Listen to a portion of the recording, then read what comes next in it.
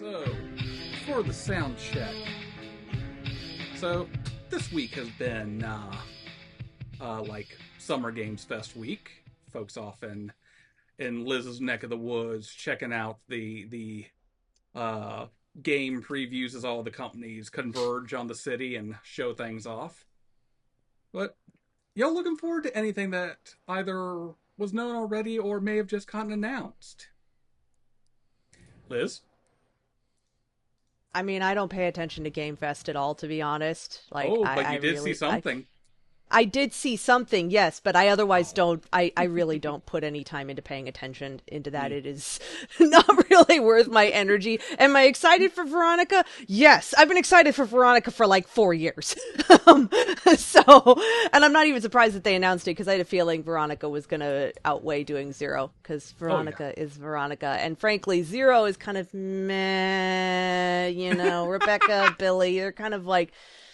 Zero has more potential for weight in, as Anthony put it, of it brings more into the canon sphere of Umbrella and Wesker, which I think is more essential if they're going to remake 5, which in that regard means that it actually works that they do Veronica next because of the proximity to 2 and 3 remake, then they do Veronica, and then Zero would bring more elaboration into Wesker, which if they are going to remake 5, which I have a feeling they are, then they can really bring that full circle because they've set up. I mean, the end of 4 really set up that they're going to remake 5. Honestly, if they don't, I would be in genuine shock because they ended 4 with a pretty strong like we're going into 5 line, especially if you play the separate ways campaign. So it's kind of you sort of are bait and switch if you don't do this. But I can understand it would also take time. I think fans want it to because then we get remake Chris, which we really actually haven't gotten remake Chris. We've only gotten like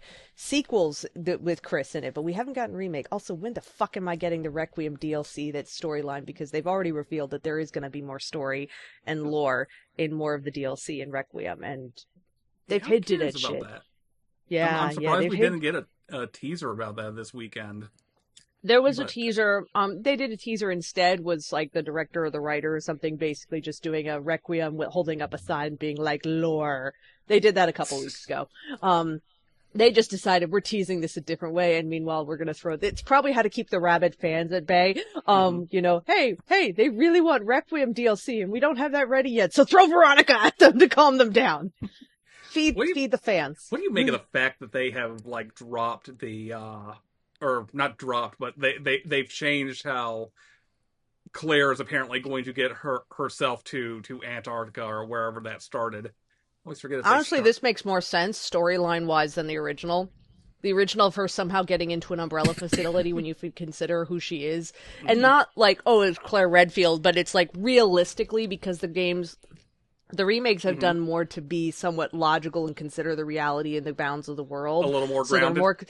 They're way more grounded. And this is a much more grounded way for Claire to connect. Like, it makes sense that she's in Paris, that she probably talked to Jill or to Barry, that she found out where Chris was, because one of them probably knew where he was, and so the first logical step is to go to Chris and reconnect with him, and then continue the investigation, because he would have been more connected with that.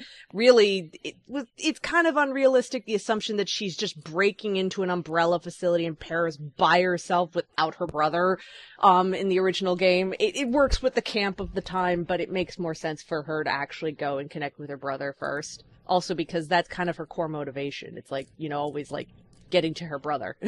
Hello, that is what's prompted all of 2 is she hadn't heard from her brother and so she went to find him. And then she got sucked into this shit. And now she's probably even more worried about him because now she knows he's not actually in the country, but now it's like, now I know what shit you were into. I need to go find you even more so. So, okay, also Chris's bro pad. The other thing I will ask you before we go over to Dave, do you think we get boulder punching physique Chris, or do you think we get something more closer to his RE1? You're getting it in between. You're going to get it in, well, you can't, you're going to get closer to RE1, maybe a little bit more buff, but let's be realistic, only maybe six months has passed since RE1's events. Now, if they're remaking the original RE1, they could make him a little buffer, but realistically, again, this is Chris in his 20s. Chris in his late 20s. He can be buff, but he doesn't have the extreme motivation of having gone through everything else yet. So even if he's kind of like a muscle jock, he's still not necessarily had all the motivation that is the reason he becomes so hard trained later. So, and they did put the dumbbells in there like I said, Bro Pad Chris got him some dumbbells in there. So he's doing some lifting. He's lifting, but I don't think we're not going to get boulder punching, because realistically, and tells you how much research I've done for writing fan fiction, about 10 years has passed since the original Resident Evil, like in the story. It's about 10 years between the events of the mansion to RE5. That's a lot of time to build up muscle. Yeah. It's like 9 or 10 years. Close to that. So you figure too, like how like 98 to 2000, how many years is he out of the Air Force by then? And presumably it's like you kind of need to fit into a tight ass cockpit. Well, and again, he wouldn't necessarily, he'd still be, I think, he could still be a bit of a muscle jock. But again, we're talking about somebody who would have been in his late 20s during the events of Resident Evil 1. And and considering his job and his field, he could still be a muscle jock, but it's still a different type of muscling rather than I want to be able to punch infected zombies' heads so that they explode in one punch. Basically, Chris afterwards goes of, I want to one punch zombie heads. Skip double tap with ammo. If I can punch their brains out, that solves it. But he's not there yet. He's just gone through this. Also, if you consider they're going to be grounded more so, how much work is Chris really getting to do? He doesn't necessarily have the resources. The BSA hasn't started yet. So he's lifting in his little like podunk apartment above the old lady in France. That actually makes so much sense. Also, Chris being such an awkward American and her being like, he's kind of strange, makes me so happy. Like the little old French lady being like, he's kind of a strange character. You're a quirky American. Oh, bless the little old French lady being like, who's this weird American? I like the thing I saw someone on Discord say about like, it's like, after seeing like the umbrella hunk lookalike grabbing Jill and being like, I hope they left the old lady alone. And the joke that was in my head was, oh, but hey, you didn't see that old lady and the operative in the same room at the same time, did you? Ooh, ah. That would have been some heckin' makeup masking whatnot. So yeah, right. The little old lady is just a crack up to me, because to me she reads as the oblivious little old lady that has no idea of whatever's going on with the crazy American, the weird little quirky American young man, and she's just going, oh, look at the young man, oh, you're a little strange American, what's it, like the way she walks around his apartment and is like, it's such a mess, I just cleaned in here. It's like, this is also one of those times where, again, I am glad we've got you guys on the separate audio track, because I am losing bits and pieces of Liz. Discord. to Discord. All right, so Dave, do you got anything you're looking forward to? As far as the games announced, doesn't have to be ones announced there. It can just be in general too. Oh, okay. Well, so first off, I will mention at least one. Final Fantasy VII Revelation has been announced. I forgot you were. And why do I always forget that you are also an FF7 head? I don't know why I forget that all the time. Because I don't talk about it as much. Except you've brought it up, I think, several times in this season. Yes, that's why I'm surprised I forget. Like, Dave's the one who brought up the, like, hey, technically speaking, this is a Western, isn't it? Yeah. So Final Fantasy VII Revelation, I finally got to see the trailer for it, and like it looks so good. I'm glad that it's on all systems, because I was scared that it was going to be PlayStation only. Because they're doing that from what you mentioned, E. Yeah. I will clarify that, at least with that, the PlayStation only thing is Sony first party. Like, and we will see how long that lasts. Like, today at the Xbox Games Showcase, Xbox decided that Gears of War's new game, for example, is going to be Xbox console exclusive. So, we'll see how that works with the sales and the fact that, like, an Xbox now costs, $750,000 and all that fun stuff. I thought that the Xbox was over. You would think, but... No, they're going to try to keep it alive. Well, I guess good for them, but they're gonna have a tough time, I think. Oh Anyway, especially because they're so back and forth. yeah, So I don't know, there but is. I do not think they exactly know what they are doing right now, other than like trying not to get the mothership to cut them loose, which kind of feels like it's that just feels like it's an eventuality that is just counting down until when it happens, not an if it happens to me thing. So yeah. what about FF7, Dave? But yes, Um, FF7. so I'm pretty excited about that. I'm looking forward to it. I need to get back on because I haven't finished the first one. Mm-hmm. I'm at the final boss. Ooh, nice. And the reason that it took me so long is because of the first one, you have to grind a lot just to get the materia up to where they should be. Mm-hmm. And that's a real pain. That is, I've got let me take a quick look. That's such a Final Fantasy thing, and the fact that they kept the grinding in in the Like, I mean, process. I can understand a little grind, and I appreciate that because that's kind of the experience of Final Fantasy. Mm-hmm. But like look, I have 83 hours of Final Fantasy 7 remake under my belt. Not intergrade. I haven't even touched intergrade. It's just remake. And I guarantee you 50 hours of that Mm-hmm. has been grinding materia. It's miserable. It's the one downside to that game, in my opinion. Well, Dave, I can at least tell you this: if you ever do go back to replay them all, the nice thing about the way they've done the new game plus is you can just reload the chapter and all of your progress carries over. Oh, nice. So you won't ever have to grind again because you'll have already done all that grinding. You can just enjoy the story. Hmm. Well, I do intend to get to it, Nice. and complete it because I love that story. In fact, seeing that it was announced for Switch 2, I'm like, oh, shit, because now I'm like, well, maybe there's enough Switch in this household that I'm like, maybe we should like eventually save up for the Switch 2. I am And amazed at the gravitational pull in your household that is slowly forming around we need to buy a Switch 2. well, like for all the, because I'm assuming that stuff that you get at like the e-store and everything Oh like yeah. that carries over. Oh yeah, yeah. Um, Oh and yeah, that I you just can play transferred all my Switch, Switch 1 stuff onto my Switch 2, so yeah. and that you can play Switch 1 games on the Switch 2. Yes, I'm you assuming. can. Yes, you Okay. can. I do that regularly. Because I just bought like Breath of the Wild, Tears of the Kingdom, and Final Fantasy Tactics, Chronicles of Ivalice, or Ivalice rather. Mm-hmm. And it's like if I just got those and then it's like, but they don't go to Switch 2, I would be kind of mad. The Anyway, only thing that has compatibility issues really is anything that may have required like I'm grabbing my Ring Fit ring right here, and technically I think that does work like just on a software emulation level. You'll just have to pair regular Joy Cons up to your Switch to play it. So mm, well, so so there's that.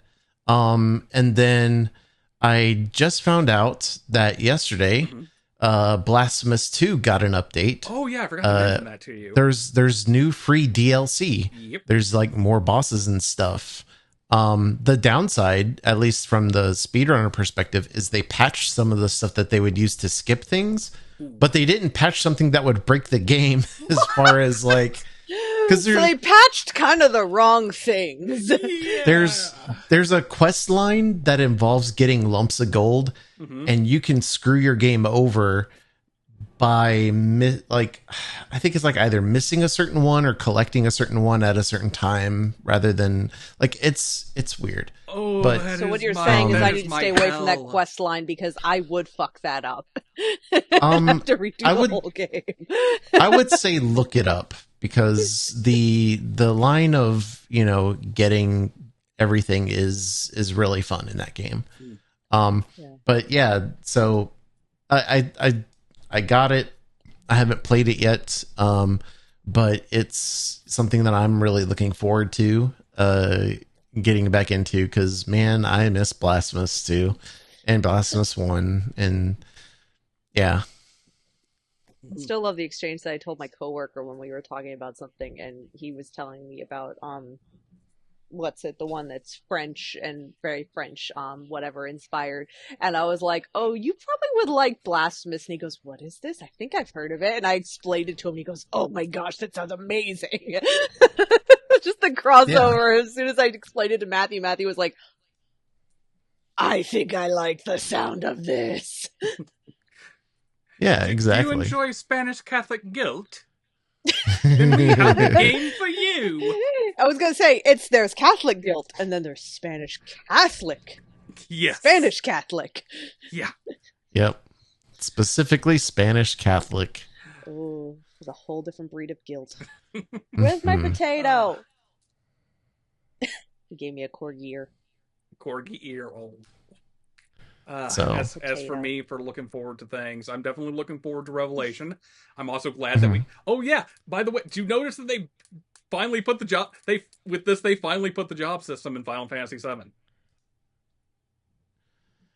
I did notice that, and you know what I thought of? Uh-huh. I thought of Final Fantasy X2, Ah! and I cheered. Hell yeah! I just cheered. say cheered. I didn't mishear that, right? No, I cheered. Yeah. Okay, I'm gonna point out something funny that's just a funny historical thing. Of you remember when X2 came out, and every Final Fantasy specifically X2 cosplay group, it was like you could basically figure out which jobs people wanted to turn into costumes, but it got really funny seeing the ones like the groups where like you get 3 girls and they would do actually the beast forms, which was like the hardest costume bunch to do. But I saw a few do it who smartly did it, but they all wore like 5-inch high platform heels, but they were clear underneath, and used that to create the definition of the backwards bent knee. Oh my god! On the beast, and they basically wore the heels so that literally their ankle and heel was the backwards joint. Which I was like, that is so insanely clever, but also it was just hilarious to me that when those came out for like a couple summers, you just constantly had pick your group. You'll find them eventually. That's Trends cool. in the cosplay world. Yeah, I remember seeing him. I want to say it was at MagFest. No, it was probably KatsuCon years ago, or maybe it was just in photos. It's been so long, but I remember seeing that and thinking, that is a clever way to create that effect without like fucking your legs just up. literally, yeah. By like Or literally stilts. just wearing heels, yeah, without doing stilts or anything. They just created the effect by wearing heels, and I'm like, other than I hope your poor feet are okay. Oh, what is the term for that? Digitigrade? I have no idea. Okay. No clue. Yeah. Referring to like the way like I think it's referring to like walking on digits, like certain animals walk on the digits of their feet instead of the. Oh, like a horse. Yeah. I'd have to double check to see if horses are considered digitigrade or not, but yeah, something like that. But so other than Revelation, looking forward to that. Why is it? Definitely looking forward to Onimusha. How many times have you referenced Onimushi? Oh yeah. And so I'm going to rip off your thing from this past year. Yes, my cat is yowling at me for reasons I don't understand. He's been fed. He has a window despite it being hot out, and he wants attention. He's a cat. Not to cut us short here, but it is 2:30. It is we should half-hour past, so we should rock and roll. Yep. Yeah. Too many games out in September. Anyhow. Yeah. So, which is why it's nice that we get Veronica next year. Yeah. And Castlevania in October. But anyway. Focus. Yes, focus. So, all right, I will do the countdown for the show. All right. In 3, 2, 1, fade in. The Confabulators is hosted by Liz Strauss and Dave Bockenkamp. Editor is E.W. Klein. Theme music, Oh Heavens, is by Cassidy B., composer and artist. Found at cbrva.cardd.co.